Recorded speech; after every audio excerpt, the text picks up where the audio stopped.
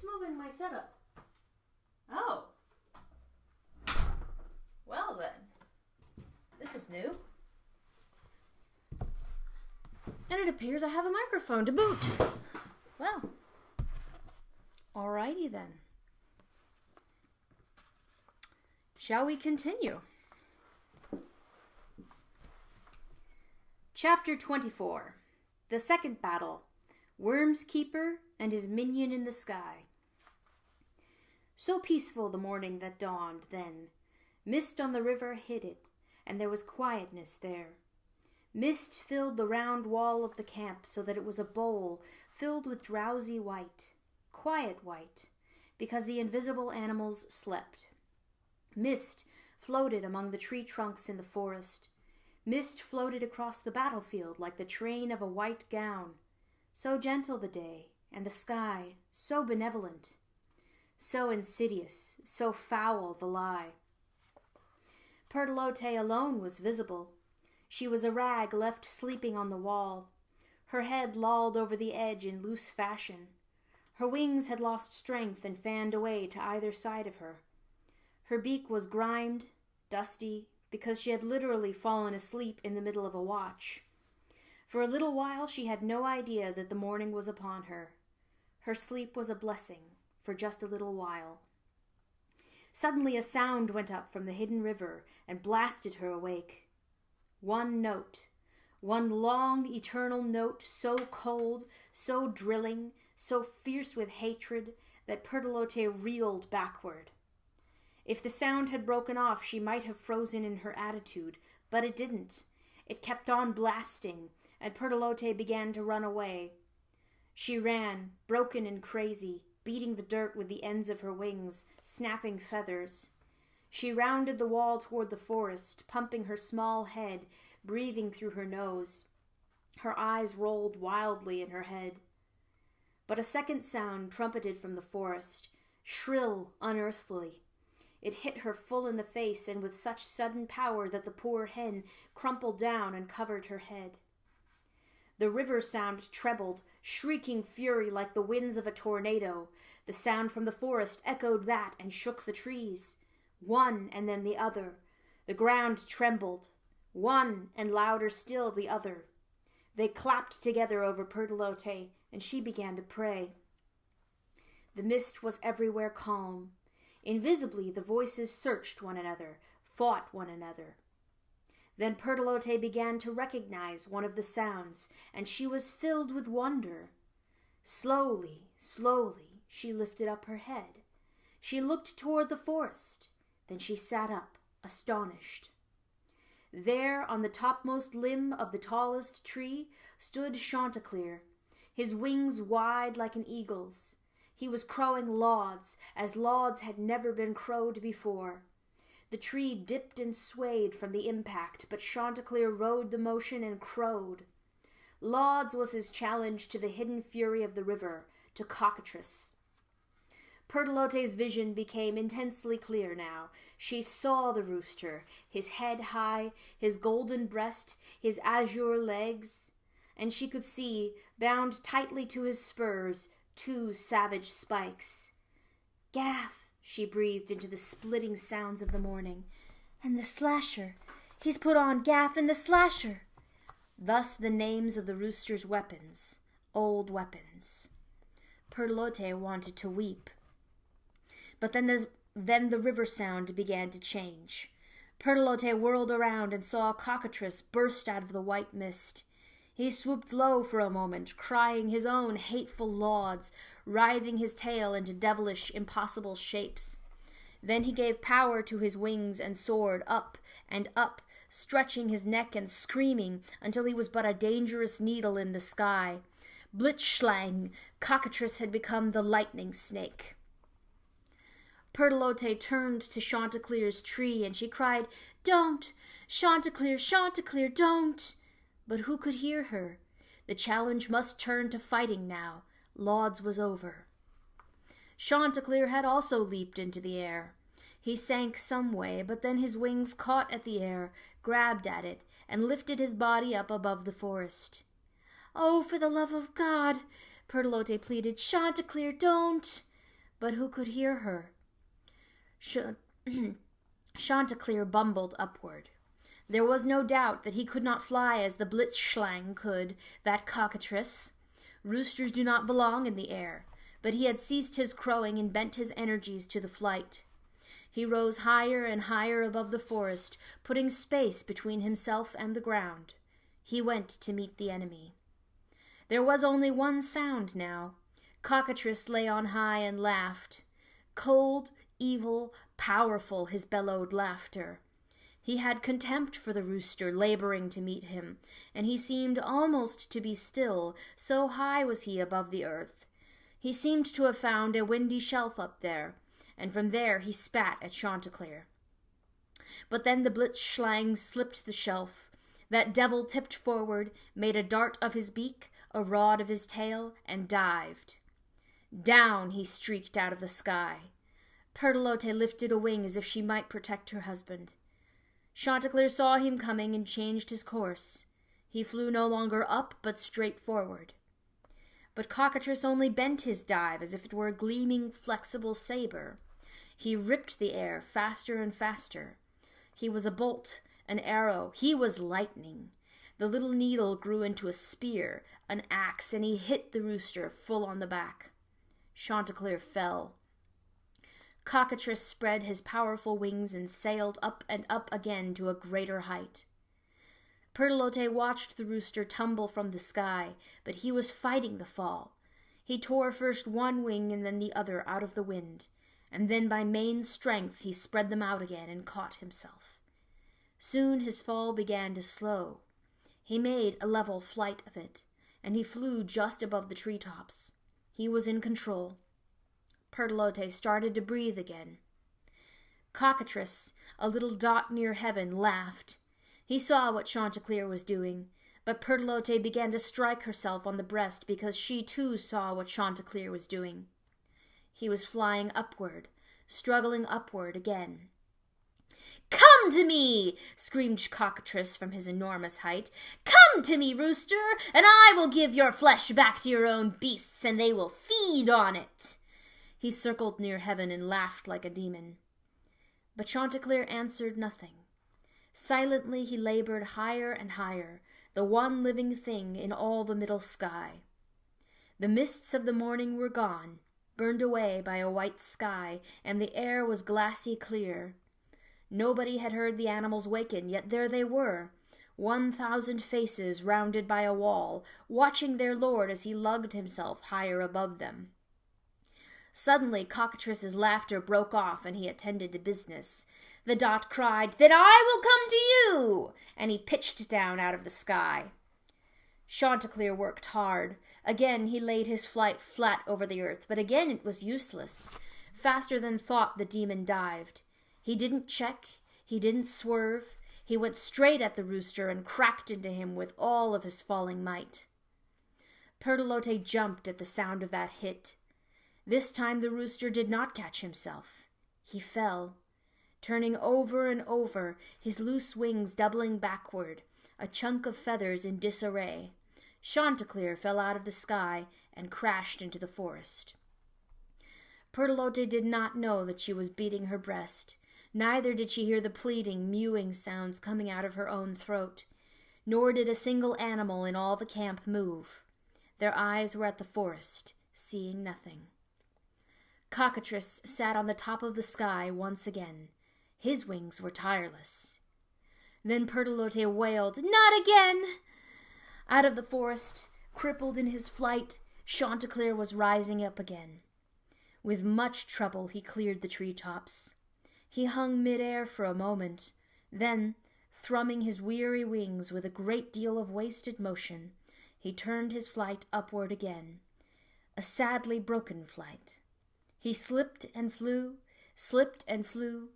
He fought his way, but he went up. This time, Cockatrice waited. This time, Cockatrice forced the rooster to go higher than he had ever gone before, but the rooster pounded the air, and he did go higher than he had ever gone before. He made no sound. Neither did the demon above him. Cockatrice cried no challenge. He bided his time and waited. The third flight lasted forever. Then Cockatrice was waiting no longer. Everyone was watching, yet no one knew when the dive had begun. Deadly and as silent as time, Cockatrice hurtled from the roof of the sky. Who was left to believe that Chanticleer could escape the plunging blitzschlang? But yet everyone pleaded in his soul, wished that Chanticleer would try, would dodge. But he didn't. The rooster hung still upon the air as the demon closed distance, shooting at him. Nor did he even straighten his flight. As if in a dream, he regarded Cockatrice, and then, just before the murderous strike, he rolled over on his back with his claws above him. Crack! The collision echoed through the forest, sent ripples across the river, and caused Pertolote's heart to break. But this time Cockatrice did not find his own wings. He did not rise up again. He was bound to the rooster, and they fell down together. They whirled together to the ground, then hit with such force that they bounded up again, and only stopped rolling at the wall of the camp. Pertolote stared, transfixed. Chanticleer lay underneath, Cockatrice, his winding tail, on top of him. Gaff had pierced Cockatrice at the throat. The slasher was buried deep in his chest. Cockatrice was not dead, but he was dying. Yet his hatred for the rooster was so intense that he did not back away nor pull the weapons out of his body. Instead, he lunged forward, reaching with his beak for the rooster's neck. He thrust Gaff entirely through his own throat. The point slid bloody out of the back of his neck. Jerk by jerk, he pressed the slasher ever deeper into his chest. He inched closer to Chanticleer's face. Chanticleer only held his legs above him, a barrier, and watched the cold red eye, watched the beak slash and snap at him. The demon's face was just in front of his own, a mirror. Then hot blood burst out of Cockatrice's mouth, spurting and steaming, and the demon died. Beak to beak, his red eye open, the dead stared at Chanticleer, and the rooster vomited. In thorough disgust, Chanticleer heaved the body over. He yanked the weapons out of it. He ran a short distance and then stopped and drove his beak into the ground, squatted and slid his chest and both sides of his head against the earth to clean the filth away. Spasms shook him. He vomited again, a thin bile. Then he went limp and stood with his head bowed, exhausted. For a moment there was utter silence. Pertolote had never moved from her place on the wall. The animals were glaring at her back, waiting for some gesture to tell them of the events outside the camp, but they saw none, only a hen absently beating her breast. But the answer came. In a rasping, tormented voice, Chanticleer began to crow the crow of victory. So the animals were set free. They climbed the wall to see what he had done, and when they saw, they were astonished by the thickness and the strength of the demon's tail. But still no one said a word. Chanticleer was not done. Slowly he returned to the body, gargling a vehement, crazy crow. Savagely he began to hack at its neck, ripping the skin, exposing veins and cords and a dark green meat. The animals turned away. Chanticleer, it seemed, had become an offense. Into his own beak he took the bare neck bone of the enemy. This he shook with such violence that it broke, and the head came away from the body. Chanticleer raised this head high and walked. Across the battlefield he walked. Around the corpses he walked. Wearily, but with the head of Cockatrice above him like a standard which trailed torn flesh, Chanticleer walked to the river.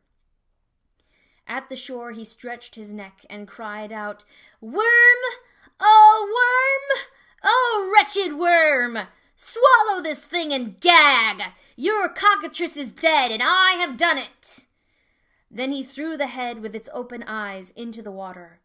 Like a stone it sank, and Chanticleer watched with satisfaction the long string of blood which followed it down the water. Done. He started to go home. He was halfway across the battlefield when he heard a new noise behind him. He turned, and all unconsciously he groaned.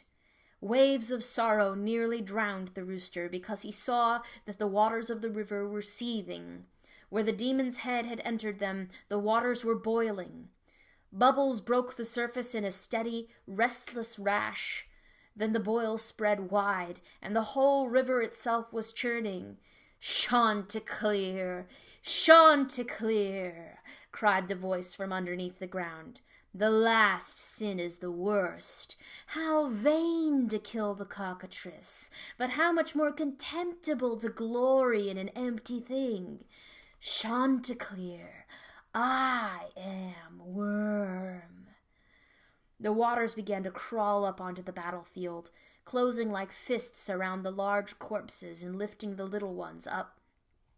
For 3 days the river had held to this shoreline, but no more. The river was rising again, spreading itself toward the camp. "I am Worm." The voice issued from every pore in the ground, a stinking violation. "And I am here." Suddenly, Chanticleer took dizzy and began to sway. How many battles make a war? How much and how much more can a rooster bear before the break? He let his slack wings touch the ground on either side of him so that he wouldn't fall altogether, and then he dragged back to the camp. But again and again he turned his head to look behind, trying to believe what he saw. He stumbled into the trench at the bottom of the wall. Slowly he raised his eyes. There was Pertolote, still standing on its top and looking at him. Chanticleer shrugged his shoulders and tried to smile. He spread his wings empty in front of her. The smile didn't work. It hung all too crooked on his face. "Do you know? Do you know?" he said, as if he were very young. "Pertolote, I don't know any more," he said, and then he fainted. Many of his bones had been broken. Chanticleer had won. Chanticleer was victorious. But... Chapter 25. The Hen, the Dog, the Dun-Colored Cow. But it is entirely possible to win against the enemy. It is possible even to kill the enemy, and still to be defeated by the battle. Chanticleer had not lost his life to cockatrice, but he had lost something infinitely more dear. He had lost hope, and with it went the rooster's faith, and without faith he no longer had a sense of the truth. When the battle with cockatrice, sore, exhausting battle, turned out not to be the final battle after all, then it was Worm, and not the rooster, who rejoiced in victory. With 7 words, Worm had more than weakened him, for he was already weak.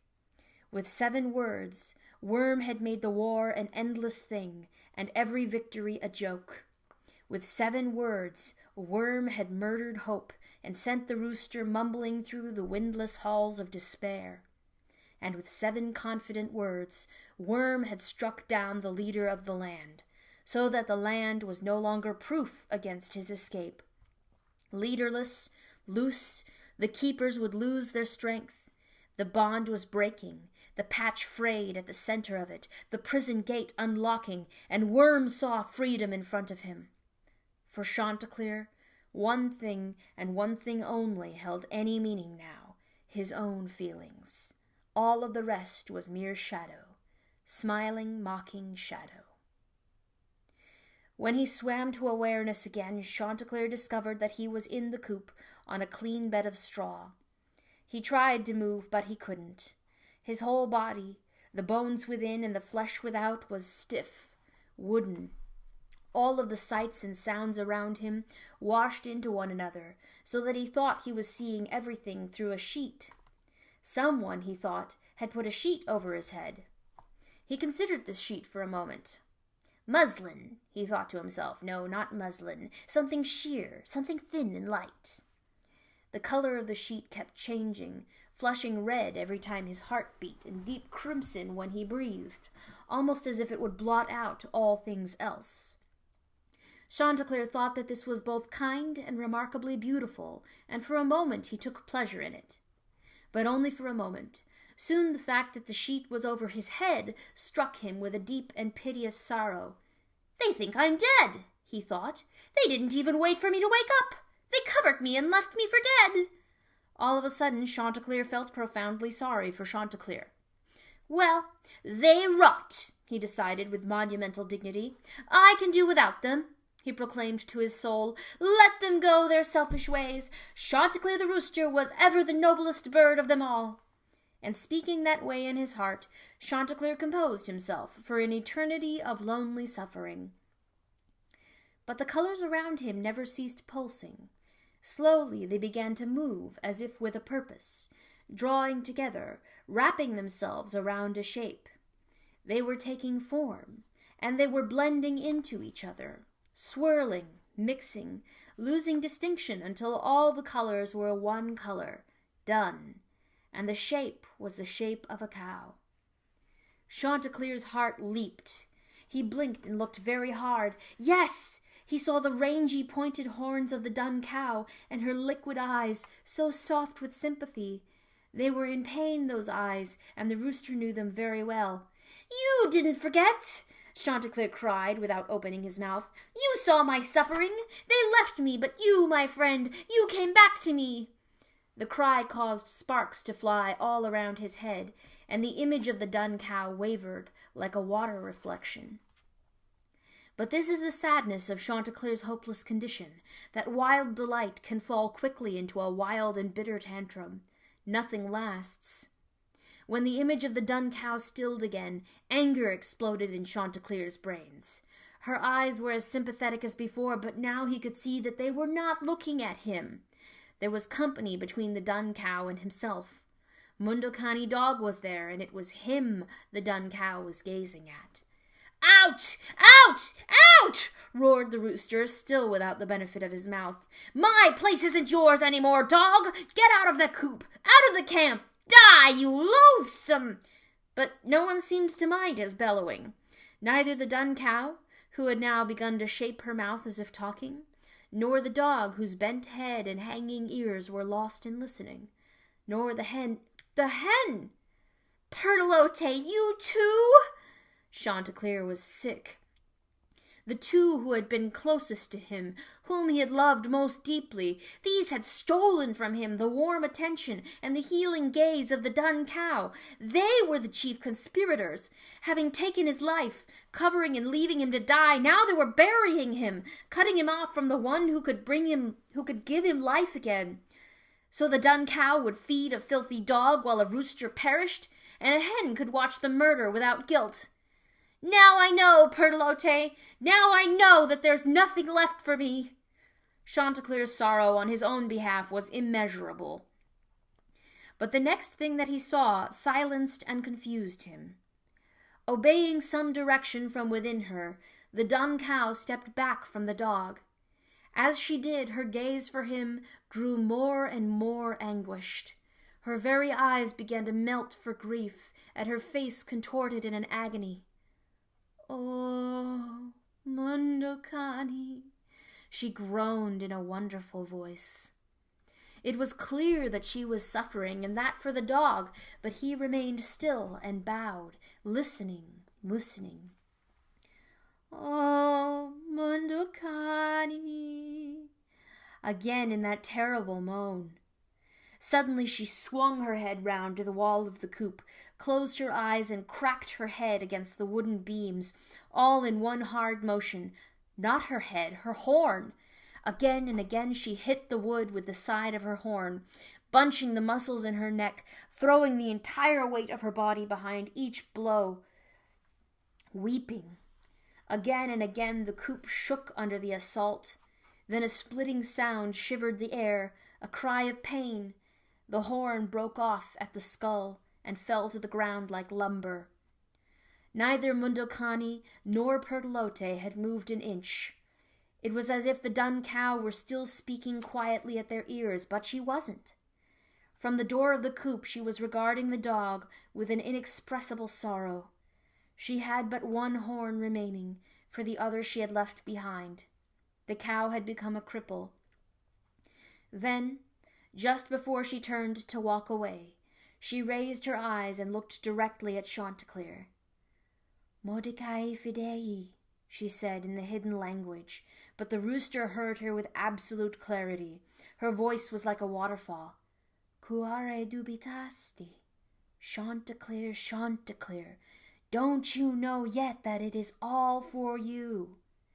"Ah, no, and you will not know till done is done for good." The look and the language pierced him utterly. He woke up.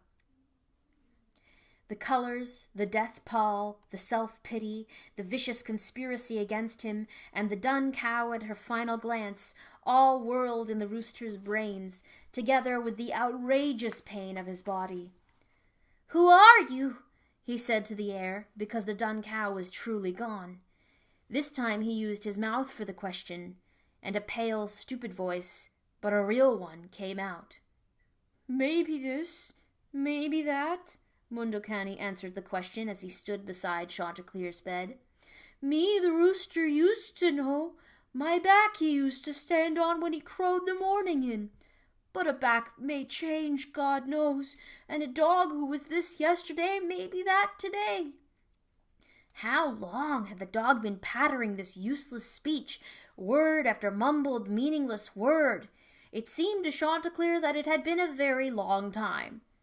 "After what he has done to Cockatrice, after that victory, should I be surprised if the rooster doesn't know who I am?"